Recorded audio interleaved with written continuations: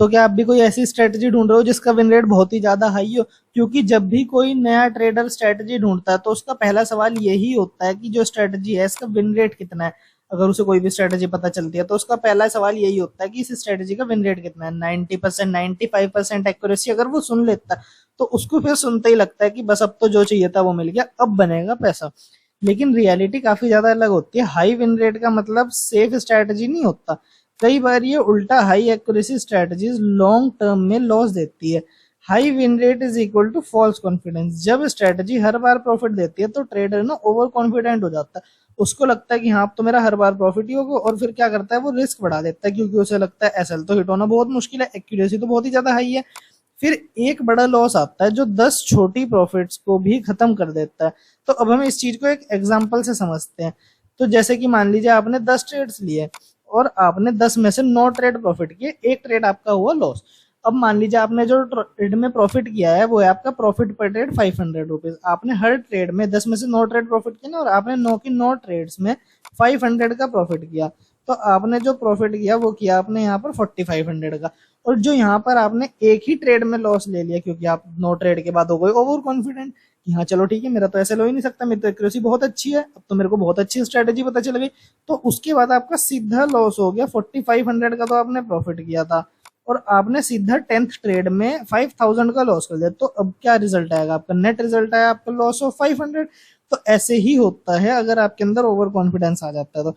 क्योंकि 9 ट्रेड में प्रॉफिट हुआ, आपने सीधा क्वांटिटी बहुत ज्यादा बढ़ा दी एकदम, और फिर जो आपका पिछली 9 ट्रेड्स का प्रॉफिट था वो भी गया, और उसके बाद आप नेट में आप लॉस में भी आ गए, और बाकी ब्रोकरेज और चार्जेस वगैरह तो आपके अलग ही है, तो अभी काउंट भी नहीं हुए। जो रिस्क रिवॉर्ड रेशियो होता है ना वो पुअर होता है हाई विन रेट वाली स्ट्रेटजीज में।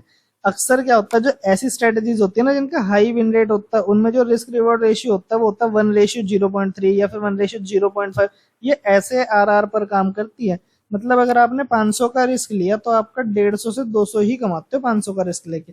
और एक लॉस 3 से 4 प्रॉफिट्स को खत्म कर देता है। और ट्रेडर को लगता है कि स्ट्रेटजी सेफ है, लेकिन मैथ के लेवल पे तो वो बिल्कुल ही अनस्टेबल है ना। क्योंकि आप जितने का रिस्क ले रहे हो आप एक ट्रेड में उतना भी नहीं कमा रहे हो। अगर आप 10 में से 5 बार भी सही हो रहे हो ना तो भी आप कुछ प्रॉफिट नहीं कमाओगे। लेकिन आप क्या देखते हो कि एक्यूरेसी है तो मैं तो 10 में से 9 बार सही हो जाऊंगा। तो इस चीज को आपको नहीं करना है, आपको इस चीज पे फोकस नहीं करना चाहिए। लॉस को एक्सेप्ट करने की कैपेसिटी कम हो जाती है।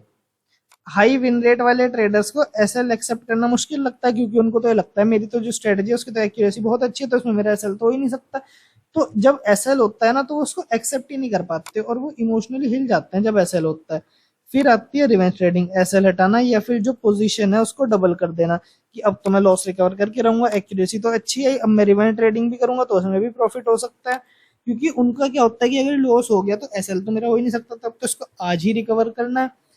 एक लॉस से नुकसान नहीं होता ट्रेडिंग में, उस लॉस के बाद के जो डिसीजंस होते हैं ना आपकी ओवर ट्रेडिंग, रिवेंज ट्रेडिंग, उससे आपका नुकसान होता है ट्रेडिंग में। तो कंसिस्टेंसी मैटर करती है एक्यूरेसी से ज्यादा। प्रो ट्रेडर्स हमेशा कंसिस्टेंट स्ट्रेटजीज प्रेफर करते हैं, चाहे 50 to 60% ही उनका विन रेट हो, क्योंकि उनका रिस्क रिवॉर्ड रेशियो काफी ज्यादा स्ट्रांग होता है। जैसे कि 1:2 या फिर 1:3 या फिर इससे भी ज्यादा हाइयर रिस्क रिवॉर्ड रेशियो वो फॉलो करते हैं जितने भी सारे प्रो ट्रेडर्स होते हैं। और वो ना हर लॉस के बाद भी काम रहते हैं, क्योंकि मैच तो उनके फेवर में होता ही है। क्योंकि अगर वो 10 में से 5 बार भी सही हो रहे हैं और उनका रिस्क रिवॉर्ड रेशियो अच्छा है तो रिस्क रिवॉर्ड रेशियो उनको बचा लेगा और वो एट द एंड प्रॉफिट में रहेंगे। अगर आपकी 50% एक्यूरेसी है और आपने 1:2 रिस्क रिवॉर्ड रेशियो फॉलो कर रखा है तो आप लॉन्ग टर्म में प्रॉफिटेबल रहोगे और आप बहुत अच्छा कर सकते हो। और अगर आपकी 90% एक्यूरेसी है लेकिन आपका रिस्क रिवॉर्ड रेशियो है 1:0.3, तो आपके अकाउंट ब्लो होने के काफी ज्यादा हाई चांसेस है। तो आप बैक टेस्ट करो, आप रियल नंबर देखो। हाई विन रेट का मतलब सेफ नहीं है, ऐसा नहीं है कि हाई विन रेट है तो आपका बिल्कुल सेफ हो। लो विन रेट का मतलब ऐसा नहीं है कि बैड स्ट्रेटजी, अगर आपकी स्ट्रेटजी का विन रेट 50% तो ऐसा नहीं है वो स्ट्रेटजी बैड है।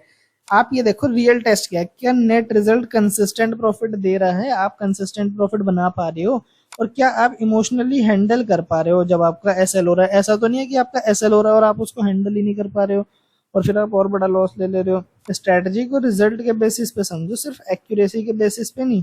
फाइनल थॉट्स ये है कि आप एक्यूरेसी का ट्रैप समझो। हाई एक्यूरेसी सुनते ही इमोशनल होप जागती है, लेकिन ट्रेडिंग एक मैथ्स प्लस साइकोलॉजी का गेम है। लो एक्यूरेसी स्ट्रेटजी भी प्रॉफिट दे सकती है अगर रिस्क रिवॉर्ड रेशियो और एग्जीक्यूशन आपका स्ट्रॉन्ग हो। हाई एक्यूरेसी स्ट्रेटजी भी ब्लो अप करवा सकती है अगर एसएल बड़ा हो और आपका माइंडसेट वीक हो। तो अपनी स्ट्रेटजी का विन रेट मत गिनो, एक्सपेक्टेंसी कैलकुलेट करो। और कमेंट करो I focus on risk reward not just win rate. मैं खाली विन रेट पे फोकस नहीं करूंगा, मैं रिस्क रिवॉर्ड रेशियो पर भी फोकस करूंगा। इसका मतलब ये है। तो आज के लिए इतना ही।